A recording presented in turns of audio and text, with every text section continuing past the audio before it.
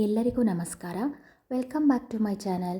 ಇವತ್ತಿನ ದಿನ ನಾನು ಈ ಉಪ್ಪಿಟ್ಟನ್ನು ಎಲ್ರಿಗೂ ತಿಂದು ಬೋರ್ ಆಗಿದರೆ ಈ ಥರ ಒಂದು ಸಲ ಮಾಡಿಬಿಟ್ಟು ನೋಡಿ, ತುಂಬಾ ಚೆನ್ನಾಗಿರುತ್ತೆ. ಹಾಗೆಯೇ ನಾವು ಎಷ್ಟೇ ಯಾವುದೇ ತರಕಾರಿನ ತಿಂದ್ರೂ ಕೂಡ, ಅದರಲ್ಲೂ ಕೂಡ ಈ ಮೊಳಕೆ ಕಟ್ಟಿದ ಹುರುಳಿಕಾಳು ಸಾಂಬಾರನ್ನ ತಿನ್ನೋದು ತುಂಬಾ ಇಷ್ಟ ಆಗುತ್ತೆ ಎಲ್ರಿಗೂ ಕೂಡ. ನಾನು ಇವತ್ತು ಬೆಳಗಿನ ತಿಂಡಿಗೆ ಈ ಉಪ್ಪಿಟ್ಟಿನ ರವೆಯಲ್ಲಿ ನಾನು ಈ ರೀತಿಯಾಗಿ ಕಡುಬನ್ನು ಮಾಡಿಕೊಂಡಿದ್ದೆ. ಹಾಗೆ ಮಧ್ಯಾಹ್ನಕ್ಕೆ ಹುರುಳಿಕಾಳು ಸಾಂಬಾರನ್ನ ಮಾಡಿಕೊಂಡಿದ್ದೆ. ಎಲ್ಲವನ್ನು ಕೂಡ ನಿಮ್ಮೊಂದಿಗೆ ಶೇರ್ ಮಾಡ್ತಾ ಇದ್ದೀನಿ. ಎಲ್ಲೂ ಸ್ಕಿಪ್ ಮಾಡ್ದೇ ನನ್ನ ವಿಡಿಯೋನ ನೋಡಿ. ಇನ್ ಕೇಸ್ ನನ್ನ ವಿಡಿಯೋ ಏನಾದರೂ ಇಷ್ಟ ಆದರೆ ಒಂದು ಲೈಕ್ ಕೊಡೋದನ್ನು ಕೂಡ ಮರಿಬೇಡಿ.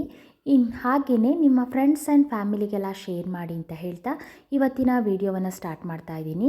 ಎಲ್ಲರೂ ಸಬ್ಸ್ಕ್ರೈಬ್ ಮಾಡಿಕೊಂಡು ನನ್ನ ವಿಡಿಯೋವನ್ನು ನೋಡಿ. ಇಲ್ಲಿಗೆ ನಾನು ಈ ಉಪ್ಪಿಟ್ಟಿನ ಚಿಕ್ಕ ರವೆ ಬರುತ್ತೆ ನೋಡಿ, ಅದಾದ್ರೂ ಕೂಡ ಆಗುತ್ತೆ ಇದಕ್ಕೆ, ಅಥವಾ ಚಿರೋಟಿ ರವೆ ಅಂತ ಬರುತ್ತಲ್ಲ ಅದು ಕೂಡ ಆಗುತ್ತೆ. ಎರಡು ರವೆಯಲ್ಲಿ ಯಾವುದಿದ್ರೂ ಕೂಡ ಈ ಥರ ಕಡುಬು ಮಾಡ್ಕೊಳ್ಳೋದಕ್ಕೆ ತುಂಬಾ ಚೆನ್ನಾಗಿರುತ್ತೆ. ಈ ಉಪ್ಪಿಟ್ಟೆಲ್ಲ ಒಬ್ಬೊಬ್ಬರು ಇಷ್ಟಪಡಲ್ಲ. ಈ ಚಿಕ್ಕ ಮಕ್ಕಳುಗಳಿಗೆಲ್ಲ ಈ ರೀತಿಯಾಗಿ ಈ ಥರ ಉಪ್ಪಿಟ್ಟಿನಲ್ಲಿ ಕಡುಬು ಮಾಡಿಕೊಟ್ರೆ ತುಂಬಾ ಇಷ್ಟಪಟ್ಟು ತಿಂತಾರೆ. ಇದಕ್ಕೆ ಕಾಳು ಕಡುಬು ಅಂತಲೂ ಕೂಡ ಹೇಳ್ತಾರೆ. ನಾವು ಅಕ್ಕಿ ಹಿಟ್ಟಿನಿಂದ ಮಾಡ್ತೀವಿ ಕಾಳು ಕಡುಬು ಅಂತ. ಅದನ್ನೇ ಕೂಡ ನಾನಿವತ್ತು ರವೆಯಲ್ಲಿ ಮಾಡ್ತಾಯಿದ್ದೀನಿ. ನಾನಿವಾಗ 2 ಕಪ್ಪು ರವೆಗೆ ನಾನು 1.5 ಕಪ್ ಆಗುವಷ್ಟು ನೀರನ್ನು ಹಾಕ್ಕೊಳ್ತಾ ಇದ್ದೀನಿ. ಸ್ವಲ್ಪ ರುಚಿಗೆ ತಕ್ಕಷ್ಟು ಉಪ್ಪನ್ನು ಹಾಕ್ಕೊಳ್ತಾ ಇದ್ದೀನಿ. ಇದಕ್ಕೆ ಸ್ವಲ್ಪ ತುಪ್ಪವನ್ನು ನಾನು ಹಾಗೆ ಹಾಕ್ಕೊಳ್ತಾ ಇದ್ದೀನಿ. ಇದು ಸ್ವಲ್ಪ ಅಂಟಬಾರ್ದು ಅಂತ ಅಷ್ಟೇ. ಈ ತುಪ್ಪ ಹಾಕ್ಕೊಳ್ಬೇಕಾದ ಅವಶ್ಯಕತೆ ಇರೋದಿಲ್ಲ. ಇವಾಗ ನೀರು ಕುದಿ ಬರ್ತಾ ಇದೆ. ಇವಾಗ ನಾನು ಈ ಫ್ರೈ ಮಾಡಿ ಇಟ್ಕೊಂಡಿದ್ನಲ್ಲ ರವೆಯನ್ನು, ಅದನ್ನು ನಾನು ಹಾಕ್ಕೊಳ್ತಾ ಇದ್ದೀನಿ. ನೋಡಿ, ಇದೇನು ಗಂಟಾಗಲ್ಲ. ನಾವು ನಿಧಾನವಾಗಿ ತಿರುಗಿಸ್ಕೊಂಡ್ರೂ ಕೂಡ ಇದು ಗಂಟು ಬರಲ್ಲ. ನೋಡಿ, ನಾನು ಅದಕ್ಕೆ ನಿಧಾನವಾಗಿ ತಿರುಗಿಸ್ಕೊಳ್ತಾ ಇದ್ದೀನಿ. ಇವಾಗ ನಾನು ಕುದಿ ಹುಯ್ಕೊಂಡೆಲ್ಲ ಆಗಿದೆ ನೋಡಿ, ಈ ರೀತಿ ಆಗುತ್ತೆ. ಇದನ್ನು ಒಂದು 2 ನಿಮಿಷ ಹಾಗೇ ತಿರುಗಿಸ್ಕೊಳ್ತೀನಿ, ಏಕೆಂದರೆ ಅದು ಸ್ವಲ್ಪ ಗಟ್ಟಿ ಆಗಬೇಕು ಅಂತಷ್ಟೇ. ಉಂಡೆ ಕಟ್ಟಲಿಕ್ಕೆ ತುಂಬ ಮೆತ್ತಗಾದ್ರೂ ಅಷ್ಟೊಂದು ಚೆನ್ನಾಗಾಗಲ್ಲ. ನಾವು ಇದನ್ನು ಪುನಃ ಹಬೆಯಲ್ಲಿ ಒಂದು 2 ನಿಮಿಷ ಬೇಯಿಸ್ಕೊಳ್ಬೇಕಾಗುತ್ತೆ. ಅದಕ್ಕೋಸ್ಕರ ನೋಡಿ, ಈ ರೀತಿಯಾಗಿ ಚೆನ್ನಾಗಿ ಎಲ್ಲ ತಿರುಗಿಸ್ಕೊಂಡು ಇದನ್ನು ಒಂದು ಹದವಾಗಿ ಉಂಡೆ ಕಟ್ಟಲಿಕ್ಕೆ ಬರುತ್ತಾ ಅಂತ ಹೇಳ್ಬಿಟ್ಟು ನೋಡ್ಕೊಳ್ಳೋಣ. ನೋಡಿ, ಇವಾಗ ಬರ್ತಾ ಇದೆ. ನಾನು ಇದಕ್ಕೆ ಒಂದು ಕಡುಬಿನ ಪಾತ್ರೆಗೆ ನಾನು ಒಂದು ಸ್ವಲ್ಪ ನೀರನ್ನು ಹಾಕಿಬಿಟ್ಟು, ಆನಂತರ ಇದಕ್ಕೆ ಸ್ವಲ್ಪ ಬಾಳೆ ಎಲೆಯನ್ನು ಇಟ್ಬಿಟ್ಟು ಹೀಗೆ ಇದನ್ನು ಬಿಸಿ ಮಾಡ್ಕೊಳ್ಳೋದಕ್ಕೆ ಇಟ್ಕೊಳ್ತಿದ್ದೀನಿ. ಇವಾಗ ನಾನು ಈ ರೀತಿಯಾಗಿ ಚಿಕ್ಕ ಚಿಕ್ಕದಾಗಿ ಉಂಡೆಗಳನ್ನ ಮಾಡ್ಕೊಳ್ತಾ ಇದ್ದೀನಿ. ನೋಡಿ, ತುಂಬಾ ಈಸಿಯಾಗಿ ಬರುತ್ತೆ, ಕೈಗೇನು ಅಂಟಲ್ಲ. ಸ್ವಲ್ಪ ಎಣ್ಣೆ ಅಥವಾ ತುಪ್ಪನ ಕೈಗೆ ಒಂದು ಸರಿ ಹಚ್ಕೊಂಡ್ರೆ ಸಾಕು, ಇಲ್ಲಾಂದರೆ ಸ್ವಲ್ಪ ನೀರನ್ನು ಹಾಕ್ಕೊಂಡ್ರೂ ಕೂಡ ಸಾಕು, ಅದೇನು ಅಂಟಲ್ಲ ಕೈಗೆ. ನಾನು ಸ್ವಲ್ಪ ನೀರನ್ನು ಹಾಕ್ಕೊಂಡು ಎಲ್ಲವನ್ನು ನೋಡಿ ನಾನು ಈ ರೀತಿಯಾಗಿ ಉಂಡೆ ಮಾಡಿ ಇಟ್ಕೊಂಡಿದ್ದೀನಿ. ಚಿಕ್ಕ ಚಿಕ್ಕದಾಗಿ ಮಾಡಿಕೊಂಡ್ರೆ ತುಂಬಾ ಚೆನ್ನಾಗಿರುತ್ತೆ ಈ ಥರ ಉಂಡೆ. ನೋಡಿ, ನಾನಿವಾಗ ಇದು ಬಿಸಿಯಾಗಿದೆ ಇಡ್ಲಿ ಪಾತ್ರೆ, ಇದಕ್ಕೆ ನಾನು ಈ ಮಾಡಿಟ್ಕೊಂಡಿರುವಂತಹ ಈ ಉಂಡೆಗಳನ್ನೆಲ್ಲ ಹಾಕ್ಕೊಳ್ತಾ ಇದ್ದೀನಿ. ನೋಡಿ, ಈ ಚಿಕ್ಕ ಚಿಕ್ಕ ಕಡುಬುಗಳು ಅಂತಲೂ ಹೇಳ್ಬೋದು. ಇದಕ್ಕೆ ಕಾಳು ಕಡುಬು ಅಂತ ಹೇಳಿಬಿಟ್ಟು ನಾವು ಹೇಳ್ತೀವಿ. ನಮ್ಮ ಕಡೆ ಎಲ್ಲ ಇದನ್ನು ಅಕ್ಕಿ ಹಿಟ್ಟಿನಿಂದ ಮಾಡ್ತೀವಿ, ಕಾಳು ಕಡುಬು ಅಂತ ಹೇಳಿಬಿಟ್ಟು. ನೋಡಿ, ಇದನ್ನು ಬೆಣ್ಣೆ ಕಡುಬು ಅಂತಲೂ ಕೂಡ ಹೇಳ್ತಾರೆ. ಅದು ಅಕ್ಕಿ ಹಿಟ್ಟಲ್ಲಿ ಮಾಡುವಂಥದ್ದು, ಬೆಣ್ಣೆ ಎಲ್ಲ ಹಾಕಿಬಿಟ್ಟು ಮಾಡ್ತಾರೆ.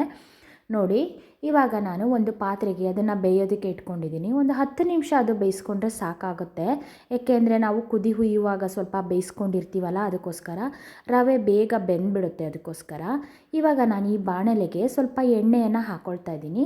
ಎಣ್ಣೆ ಬಿಸಿಯಾದ ನಂತರ ನಾನು ಸಾಸಿವೆಯನ್ನು ಹಾಕ್ಕೊಳ್ತಾ ಇದ್ದೀನಿ. ಸಾಸಿವೆ ಎಲ್ಲ ಸಿಡಿದಾದ ನಂತರ ನಾನು ಇದಕ್ಕೆ ಚಿಕ್ಕದಾಗಿ ಕಟ್ ಮಾಡ್ಕೊಂಡಿರುವಂತಹ ಈರುಳ್ಳಿಯನ್ನು ಹಾಕ್ಕೊಳ್ತಾ ಇದ್ದೀನಿ. ಈರುಳ್ಳಿ ಎಲ್ಲ ಚೆನ್ನಾಗಿ ಫ್ರೈ ಮಾಡ್ಕೊಳ್ಬೇಕು. ನೋಡಿ, ಈ ರೀತಿಯಾಗಿ ತಿರುಗಿಸ್ಕೊಂಡು ಚೆನ್ನಾಗಿ ಫ್ರೈ ಮಾಡ್ಕೊಳ್ಳೋಣ. ಇದೆಲ್ಲ ಈರುಳ್ಳಿ ಎಲ್ಲ ಫ್ರೈ ಆದ ನಂತರ ನಾನು ಇದಕ್ಕೆ ಹಸಿರು ಮೆಣಸಿಕಾಯನ್ನು ಹಾಕ್ಕೊಳ್ತಾ ಇದ್ದೀನಿ.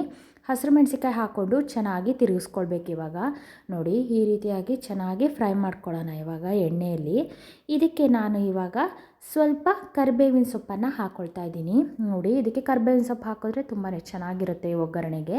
ನೋಡಿ, ಈ ಥರ ನಾವು ಉಪ್ಪಿಟ್ಟಿಗೆ ಹೇಗೆ ಒಗ್ಗರಣೆ ಹಾಕ್ಕೊಳ್ತೀವೋ ಅದೇ ರೀತಿಯಾಗಿ ಇದಕ್ಕೂ ಕೂಡ ಹಾಕ್ಕೊಳ್ಬೇಕು. ತುಂಬಾ ಚೆನ್ನಾಗಿರುತ್ತೆ ತಿನ್ನೋದಕ್ಕೆ. ಮಕ್ಕಳಿಗಂತೂ ಈ ಸ್ಕೂಲಿಗೆಲ್ಲ ಕೊಡೋದಕ್ಕೆಲ್ಲ ತುಂಬಾ ಚೆನ್ನಾಗಿರುತ್ತೆ. ಈ ಟಿಫನ್ ಬಾಕ್ಸಲ್ಲೆಲ್ಲ ಹಾಕ್ಕೊಡ್ಲಿಕ್ಕೆಲ್ಲ ತುಂಬಾ ಇಷ್ಟಪಟ್ಟು ತಿಂತಾರೆ.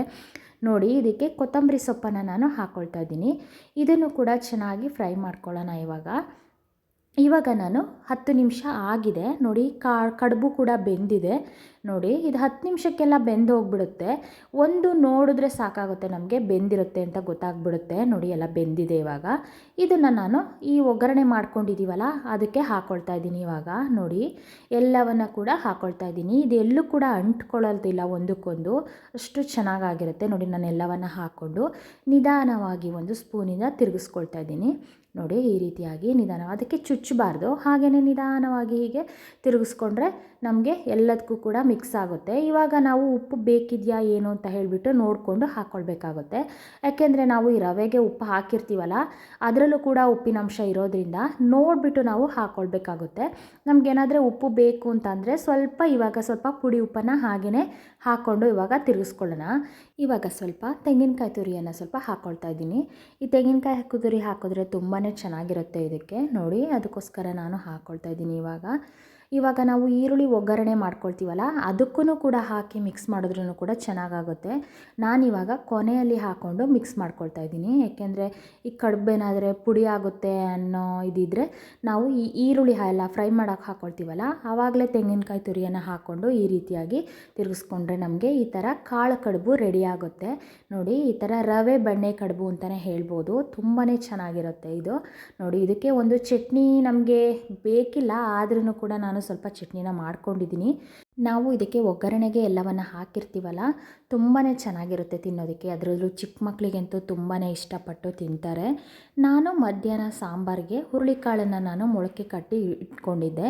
ಅದನ್ನು ಇವಾಗ ನಾನು ಮಧ್ಯಾಹ್ನಕ್ಕೆ ಸಾಂಬಾರಿಗೆ ಮಾಡ್ಕೊಳ್ತಾ ಇದ್ದೀನಿ.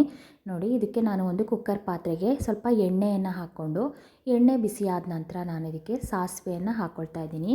ಸಾಸಿವೆ ಎಲ್ಲ ಸಿಡಿದಾದ ನಂತರ ನಾನು ಇದಕ್ಕೆ ಕರಿಬೇವಿನ ಸೊಪ್ಪನ್ನು ಹಾಕ್ಕೊಳ್ತಾ ಇದ್ದೀನಿ. ಈ ಕರಿಬೇವಿನ ಸೊಪ್ಪೆಲ್ಲ ಫ್ರೈ ಆದ ನಂತರ ನಾನು ಈ ಮೊಳಕೆ ಕಟ್ಟಿದ ಕಾಳುಗಳನ್ನ ಚೆನ್ನಾಗಿ ತೊಳ್ಕೊಂಡು ನಾನು ಇಟ್ಕೊಂಡಿದ್ದೆ. ನೋಡಿ ಒಂದೊಂದು ಸರಿ ಈ ಹುರುಳಿಕಾಳನ್ನು ಹೆರ್ಕುವಾಗ ಕಲ್ಲೆಲ್ಲ ಇರುತ್ತೆ, ನೋಡಿಬಿಟ್ಟು ನಾವು ಹೆರ್ಕ್ಬಿಟ್ಟು ಕ್ಲೀನ್ ಮಾಡಿಬಿಟ್ಟು ಆ ನಂತರ ನಾವು ಮೊಳಕೆ ಕಟ್ಟಬೇಕಾಗುತ್ತೆ. ಇಲ್ಲಾಂದರೆ ಸಾಂಬಾರಲ್ಲೆಲ್ಲ ಕಲ್ಲೆಲ್ಲ ಸಿಕ್ಬಿಡುತ್ತೆ. ಅದಕ್ಕೋಸ್ಕರ ನೋಡಿ ಇವಾಗ ನಾನು ಈ ಈರುಳ್ಳಿಯನ್ನು ನಾನು ಒಗ್ಗರಣೆಗೆ ಹಾಕ್ಕೊಳ್ತಾ ಇಲ್ಲ, ಹಾಗೆಯೇ ಒಂದು ದೊಡ್ಡದಾದಂತಹ ಈರುಳ್ಳಿಯನ್ನು ಕಟ್ ಮಾಡಿಬಿಟ್ಟು ಈ ಹುರುಳಿಕಾಳು ಜೊತೆ ಹಾಗೆ ಹಾಕ್ಕೊಳ್ತಾ ಇದ್ದೀನಿ. ಈ ರೀತಿ ಹಾಕೋದ್ರಿಂದ ತುಂಬಾ ಚೆನ್ನಾಗಾಗುತ್ತೆ ಈ ಮೊಳಕೆ ಕಟ್ಟಿದ ಹುರುಳಿಕಾಳು ಸಾಂಬಾರಿಗೆ. ನಾನು ಒಂದು 2 ಟೊಮೆಟೊ ಹಣ್ಣನ್ನು ನಾನು ಹಾಕ್ಕೊಳ್ತಾ ಇದ್ದೀನಿ ಕಟ್ ಮಾಡಿಕೊಂಡು ಚಿಕ್ಕದಾಗಿ.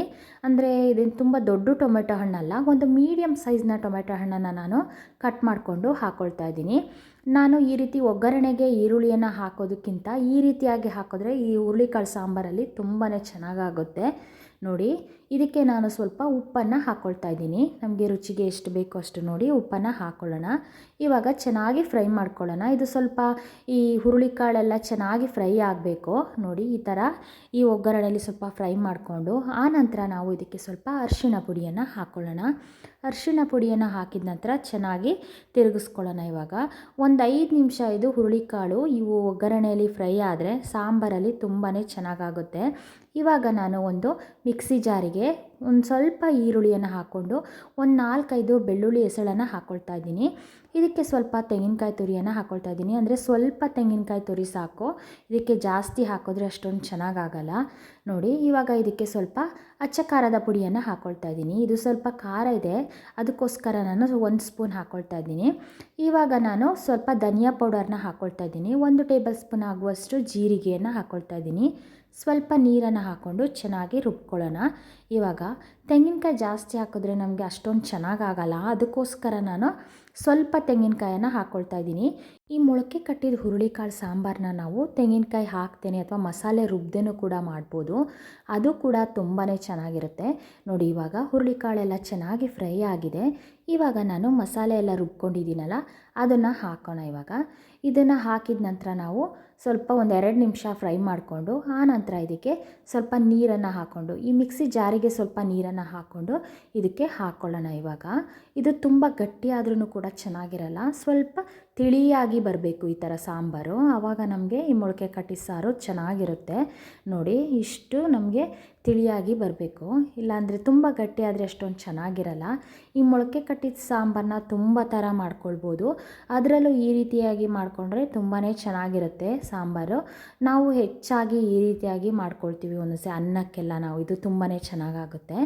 ನೋಡಿ ಒಂದೊಂದ್ಸರಿ ಕುಕ್ಕರ್ ಮುಚ್ಚಳ ಸರಿಯಾಗಿ ನಾವು ಕ್ಲೀನ್ ಮಾಡದೆ ಹಾಕಿದ್ರೆ ಇದೆಲ್ಲ ಸ್ವಲ್ಪ ಸಿಕ್ಕಾಕೊಳ್ಳೋದು ಹೊರಗಡೆ ಬರೋದೆಲ್ಲ ಇರುತ್ತೆ, ಅದಕ್ಕೋಸ್ಕರ ನಾನು ಈ ಥರ ಸುತ್ತ ಎಲ್ಲ ಒಂದ್ಸರಿ ಕೈಯಲ್ಲಿ ಇದು ಮಾಡಿಬಿಟ್ಟು ಆ ನಂತರ ಮುಚ್ಚಳವನ್ನು ಹಾಕ್ಕೊಳ್ತೀನಿ. ಮಾಡ್ಕೊಳ್ತಾ ಇದ್ದೀನಿ. ನಾನಿವಾಗ 3 ವಿಷಲ್ ಬರ್ಸ್ಕೊಂಡಿದ್ದೀನಿ. ನೋಡಿ ಇದನ್ನು ಒಂದು 5 ನಿಮಿಷ ಕುದಿಯೋಕ್ಕೆ ಬಿಡ್ತೀನಿ. ಹಾಗೆಯೇ ನೋಡಿ ಈ ರೀತಿ ಕುದ್ದಾದ ನಂತರ ಈ ರೀತಿಯಾಗಿ ಬರುತ್ತೆ ಸಾಂಬಾರು. ತುಂಬಾ ಚೆನ್ನಾಗಿರುತ್ತೆ ಅನ್ನಕ್ಕೆ, ಅದು ರೊಟ್ಟಿಗೂ ಕೂಡ ತುಂಬಾ ಚೆನ್ನಾಗಾಗುತ್ತೆ. ಅದರಲ್ಲೂ ಈ ಥರ ಅನ್ನಕ್ಕೆ ಒಬ್ಬೊಬ್ಬರು ಮುದ್ದೆಗೂ ಕೂಡ ಇಷ್ಟಪಟ್ಟು ತಿಂತಾರೆ ಈ ಥರ ಸಾಂಬಾರನ್ನ. ಇವತ್ತಿನ ವಿಡಿಯೋ ಇದಾಗಿತ್ತು. ಎಲ್ರಿಗೂ ನನ್ನ ವಿಡಿಯೋ ಇಷ್ಟ ಆದರೆ ಪ್ಲೀಸ್ ಸಬ್ಸ್ಕ್ರೈಬ್ ಮಾಡಿ, ಲೈಕ್ ಮಾಡಿ ಮತ್ತು ಶೇರ್ ಮಾಡಿ. ಮುಂದಿನ ವಿಡಿಯೋದಲ್ಲಿ ಮತ್ತೆ ಸಿಗೋಣ. Thanks for watching.